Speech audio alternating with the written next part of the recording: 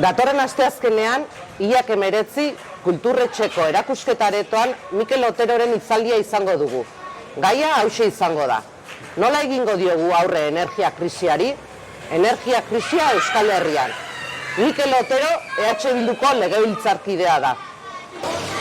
Azaroan, Oiana Etxebarrieta izango dugu gure artean. Hitzaldia emakumeen berdintasun faltaren eta pairatzen dugun indarkeriari buruzkoa izango da. Oiana Etxebarrieta ere EH Bilduko legebiltzarkidea da. Abenduan berriz, Belpozueta izango da gure artean, Madrilen zer berri jarri diogu izenburu hitzaldiari. Eta EH Bildu han egiten ari den lanaren berri emango digu. Kongresuko diputatua da eta.